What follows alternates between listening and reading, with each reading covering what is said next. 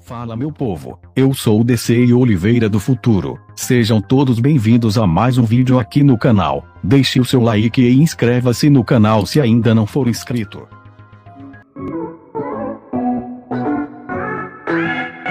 O ano é 2022 e a doutora Elisa Amaral grava as sessões do seu misterioso paciente 63. Ele, que diz ser um viajante no tempo, transforma aquilo que seriam sessões terapêuticas de rotina em uma ameaça daquilo que transforma a fronteira do tempo e espaço. Uma história que transita entre o futuro e o passado destes dois personagens. Sobre isso que nós vamos falar sobre o paciente 63. Hora 10h30, 22 de outubro de 2022. Primeira sessão, paciente 63, para registro. Quando tocar o bip, a gente pode começar? Como que você quer que eu te chame? Olá, bom dia. Bom dia. Você pode me dizer como gostaria que eu te chamasse? Pelo meu nome? Ou me chame de paciente 63?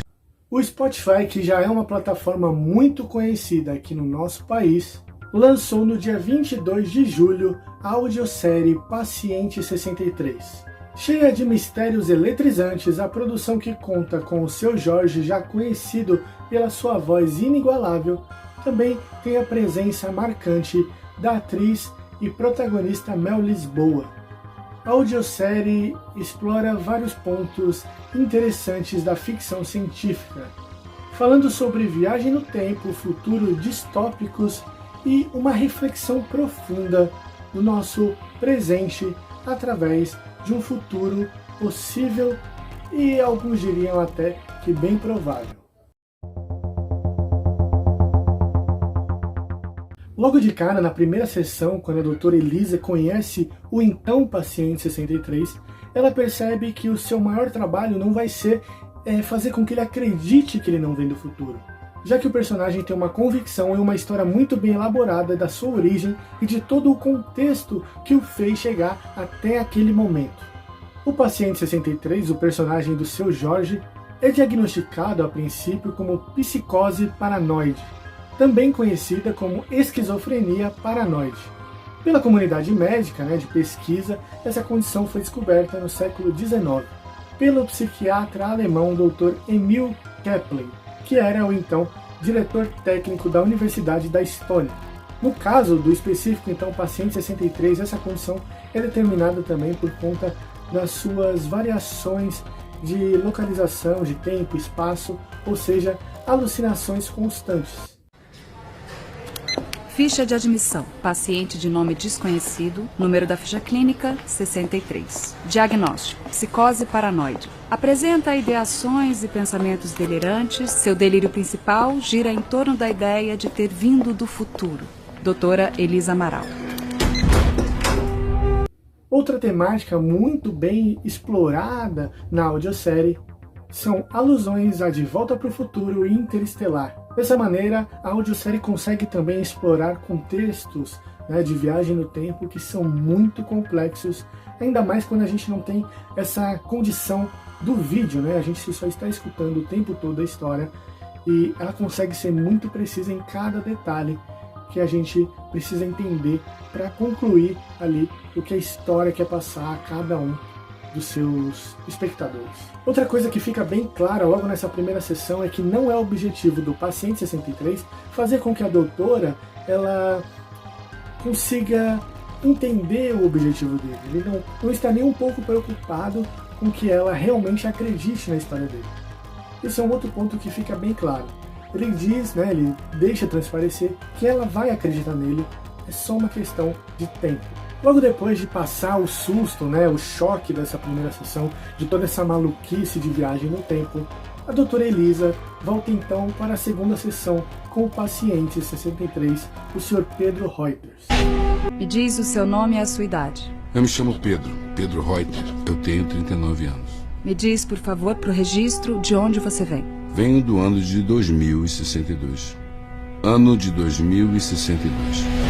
Nessa sessão, ao mesmo tempo em que ele explica o funcionamento da viagem no tempo, como que ele chegou até aquele lugar, ele também aprofunda mais a sua missão, o seu objetivo de voltar no tempo até o ano de 2022.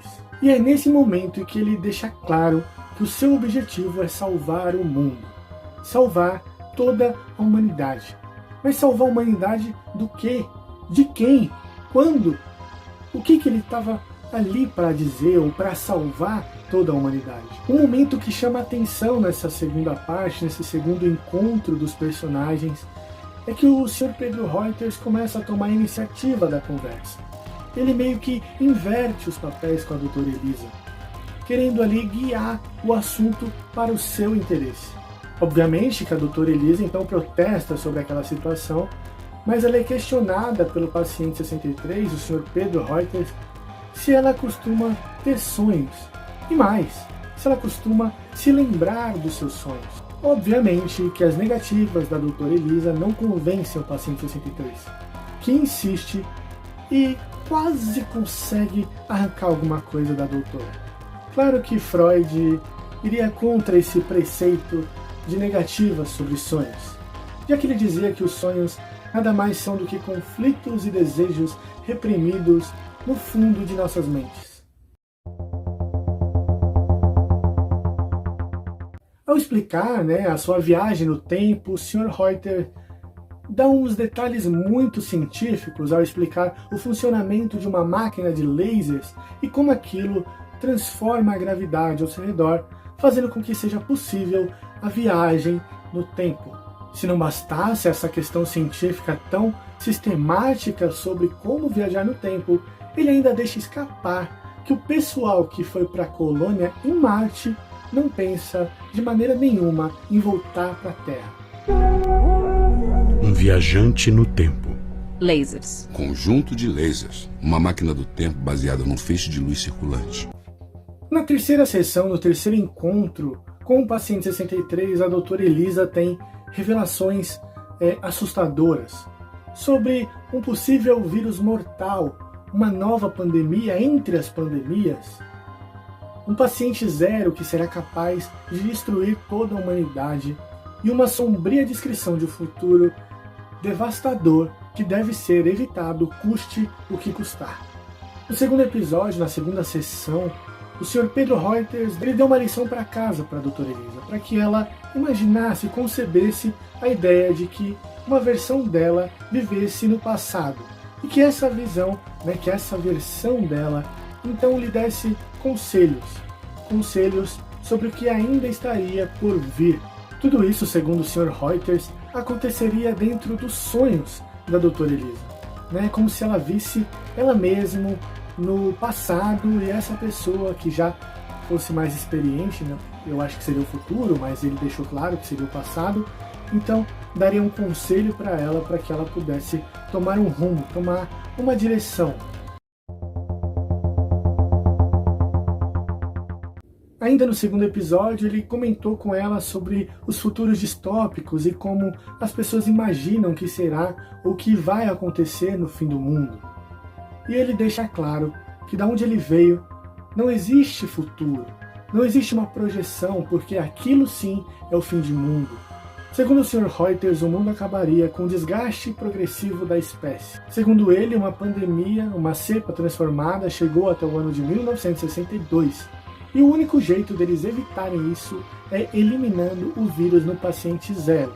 O paciente zero, que é uma mulher, se chama Maria Cristina Borges e vai embarcar em um voo para Madrid no dia 24 de novembro. Ela, que é portadora então desse vírus mortal, que seria futuramente conhecido como Pégaso, deveria ser detida antes do seu embarque para que a humanidade tivesse então uma chance de vencer esse vírus mortal. Eu preciso convencê-la de que não faça uma coisa. Eu preciso evitar que ela pegue um avião. Para mudar o futuro da humanidade. No futuro, não temos nada. Durante essa conversa ampla da doutora Elisa com o Sr. Pedro, eles acabam entrando em um assunto sobre essa questão do seu passado, falar com você no futuro, através dos sonhos, tudo mais. E é a doutora Elisa que traz o esclarecimento, a solução para essa questão que o Sr. Pedro levanta. Ela então explica que essa teoria já existe, chama-se teoria Garnier-Mallet. Ela é uma teoria real, existe mesmo no nosso mundo e é muito verdadeira, né? A teoria é muito verdadeira, não que os fatos sejam verdadeiros, mas a teoria é real. E eu vou ler exatamente o significado dessa teoria. De acordo com essa teoria, para cada pessoa há um eu quântico, que viaja por aberturas temporais, vivenciando experiências sem a prisão do espaço-tempo, o que está diretamente ligado com a teoria da mecânica quântica, a física das possibilidades que podem se tornar probabilidades. Quando falamos em desdobramento do tempo, falamos sobre os futuros possíveis que já estão sendo vivenciados fora do espaço-tempo. A chave da utilização da teoria do desdobramento do tempo na vida prática está na observação, a maneira como a realidade observada, sentida, hoje, determina qual possível amanhã será realizado. Portanto, se conseguirmos mudar a percepção sobre o eu do presente, provocaremos uma atualização do eu e, por consequência, um futuro diferente correspondente ao novo modelo observado. Já na quarta sessão, a doutora Elisa fica sabendo que é parte fundamental desse plano para salvar o mundo. Mas como participar de um plano para salvar o mundo se você nem acredita em toda essa história que tem sido contada até este momento? A empresa americana Dell Technologies publicou um relatório que cravou que 85% dos empregos do ano de 2030 ainda nem foram criados. Daí nós entendemos que não faz sentido nenhum o que o Sr. Pedro Reuters conta sobre o seu então emprego no ano de 2062. Em uma cena que se passa no jardim do hospital psiquiátrico, ele conta para a doutora Elisa que trabalha em uma espécie de campo junto com sobreviventes das pandemias. Essas comunidades se chamariam círculos sanitários e seriam totalmente imunes a qualquer maneira, de manifestação do vírus tão mortal. O que não podemos esquecer nessa história toda é que o Sr. Pedro Reuters foi escolhido com uma missão muito correta, ele sabe muito bem o que ele está fazendo ali. E ele não foi escolhido de forma aleatória, não. Ele passou por um processo para chegar até aquele momento tão obstinado. Nesse episódio, além de afirmar que no seu sangue existem anticorpos capazes de deter o vírus Pégaso do ano de 2022, que será transmitido a partir da paciente zero, o Sr. Pedro Reuters afirmou também ter sonhos recorrentes com um futuro distópico, o que fez com que os cientistas da sua época o selecionassem para ser um dos candidatos perfeitos a voltar no tempo. E por mais surpreendente que possa parecer, esses sonhos recorrentes que o Sr. Pedro Reuters relata ter, e acabar sofrendo durante todas as noites, para a surpresa de todos, ele diz que não é um sonho apenas, mas que sim é um eco de uma outra versão dele, de um futuro, de um passado, de algo que ele já viveu. E você, hein, que zombou do Neymar quando ele disse saudade do que a gente nem viu. No quinto episódio, a realidade começa a se diluir. A doutora Elisa, então, não sabe ao certo se acredita tanto assim na ciência. Ela fica presa entre dúvidas e certezas do que o paciente 63 afirma falar para ela.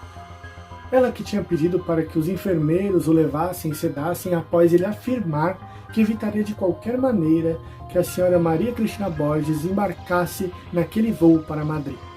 Sendo assim, na madrugada seguinte, às 4h30 da manhã, a doutora Elisa retorna ao hospital porque o paciente acabou gerando vários problemas.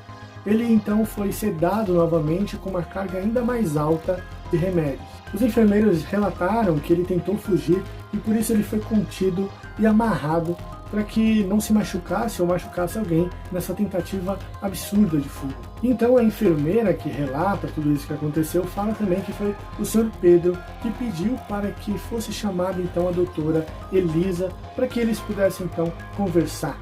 Logo quando a doutora chega então até o paciente 63, ele diz que é um absurdo terem usado tantos medicamentos com ele e que no futuro aqueles psicofármacos seriam proibidos e qualquer médico que ousasse usar isso em um paciente seria preso imediatamente. Percebendo então a clara mudança de assunto, a doutora Elisa deixa claro ao Sr. Pedro Reuters que sentiria muito caso algo acontecesse com ele.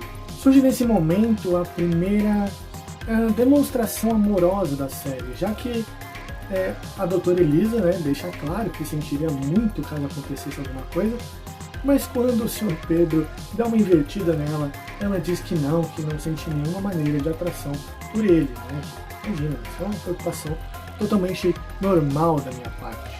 Tentando de todas as maneiras se desvencilhar da sessão de eletrochoques que ele sofreria no dia seguinte, ele propõe então à doutora Elisa que ele pudesse usar uma carta na manga para afirmar sua história.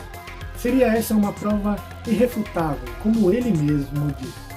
E é neste momento em que uma revelação marcante para a doutora Elisa, algo que só ela sabia, causa choque não só na doutora Elisa, não só na personagem, mas também em qualquer pessoa que estiver ouvindo aquela história, porque é algo muito particular e que somente quem viveu ali poderia saber que aquilo era verdade. Uma psiquiatra dividida entre a realidade e o delírio. O que segura você? A realidade. Isso me segura. Na sexta sessão e a última que nós vamos debater aqui, que eu vou falar algumas coisas e tudo mais para vocês, acontece uma coisa muito inusitada para um paciente psiquiátrico. Ele é submetido a um teste de polígrafo para dizer se ele falava ou não a verdade. E olha, ele falou algumas coisas muito interessantes, e nesse momento é que a série ela espelha a realidade que nós vemos hoje, tanto física como digital. E olha, eu acho que é uma das partes mais interessantes de toda a série. O polígrafo, para você que não sabe, é um aparelho que teoricamente seria um detector de mentiras. Ele já foi provado que não é eficaz, tanto que ele não é aceito em nenhum tribunal de júri. Mas ele conta com algumas coisas que facilitam ali entender quando a pessoa está em contradição ou quando ela não tem uma certeza absoluta. Pessoas que são submetidas a isso têm que ser testadas para que elas não sejam ali manipuladas e que também não estejam sob efeito de nenhum psicotrópico, nenhum remédio, além de uma pessoa que tem alguma doença mental ou psicológica, psiquiátrica, ela também não pode ser submetida a um teste disso de maneira nenhuma. A realidade é que se você, em algum país do mundo, for colocado para fazer um teste de polígrafo, não faça. De maneira nenhuma faça um teste desse, porque facilmente ele pode ser manipulado para dizer que você está mentindo mesmo falando a mais absoluta verdade. Apesar de tudo isso, esse teste foi usado pela doutora Elisa com o Sr. Pedro Reuters, e ele falou exatamente sobre esses assuntos. Depois de ser então conectado corretamente à máquina da verdade, o Sr. Pedro Reuters responde a cada pergunta sem titubear. Ele vai falando e contando sobre coisas, pontos históricos da sua época. Algumas das coisas que são faladas sobre o futuro, então, são consideradas muito boas. O Sr. Pedro diz que existirá um cuidado extremo com as crianças e que a consciência ecológica da humanidade se tornou algo elogiável, coisa que hoje não podemos nem imaginar. Além disso, ele afirma que existe igualdade entre homens e mulheres em todas as classes da sociedade, e que todos os ismos foram deixados para trás, foram esquecidos pelo tempo, devido à maturidade e evolução natural da sociedade. O Sr. Pedro também fala que depois da primeira pandemia veio uma segunda, e com isso as pessoas realmente passaram a ficar cada vez mais em casa. Isso intensificou ainda mais o uso das tecnologias e das redes sociais. Dessa forma, as massas se uniram como uma espécie de tribunal online que julgava e decidia quem poderia ou não viver no meio daquela sociedade virtual. Essa sociedade tinha como objetivo castigar todos aqueles que fossem corruptos, estupradores, pedófilos, ladrões, homicidas, enfim, todo o tipo de pessoa que pudesse ter causado algum tipo de crime ou mal à sociedade era banido. Não somente do campo virtual primeiro, mas também da sociedade como um todo. Essa pessoa perderia qualquer tipo de apoio físico ou qualquer ajuda que ela pudesse precisar, ela não encontraria. Depois, essa sociedade online passou a julgar fatos históricos, fatos que são considerados absurdos foram julgados e jogados no mar do esquecimento. O fato é que todo esse julgamento tomou proporções gigantescas e em 2027 ou 2028, o Sr. Pedro não sabia dizer muito bem, deu-se início à egrégora, um regulador de pensamentos e opiniões do coletivo. O coletivo começou a julgar opiniões, pensamentos, algo que a gente já conhece bem hoje como cancelamento. Como já era de se esperar, a egrégora se tornou um movimento totalitário e sem controle nenhum, que passou a derrubar e destruir vidas inteiras de pessoas que apenas publicaram, comentaram seus pensamentos abertamente para a sociedade. Talvez você pense que isso também lembra um pouco daquela série chamada Black Mirror. De todas essas coisas, a gente pode analisar que, apesar dessa história de passado, futuro, dessa viagem no tempo, não é tão fantasioso assim. Se a gente tirar o fato que o personagem vem, que ele volta do passado, todo o contexto da história faz um tanto de sentido. Nós já vivemos boa parte dessa realidade, principalmente no quesito de cancelamento e opiniões alheias. Todo mundo quer julgar todo mundo, enfim. A sociedade tem se tornado cada vez mais opinativa na vida dos outros e naquilo que não interessa para ela, não é mesmo? Tá com medo, doutor? O que você acha? Paciente 63. Uma série original Spotify. Protagonizada por Mel Lisboa e Seu Jorge. Pode perguntar. O quê? Pergunta como é que acaba o mundo. Mas enfim, pessoal, é isso. Paciente 63 está no Spotify, eu vou deixar o link aqui na descrição, você pode ir lá e escutar totalmente de graça. Eles não cobram, para ouvir história, podcast, assim, eles não cobram. Então você pode ir lá sem anúncio, vai lá tranquilo e escuta Paciente 63. Eu dei uma resumida assim, bem pequena sobre cada parte, assim, coisas que me chamaram mais atenção, mas lá você pode escutar tudo na íntegra e tenho certeza que você vai gostar muito. Tá certo, pessoal? Então já deixa o seu like, se inscreve aqui no canal, não deixe de assinar, de se inscrever, se você não for inscrito, aciona o sininho para não perder nenhum vídeo. Até o próximo vídeo, tamo junto e valeu!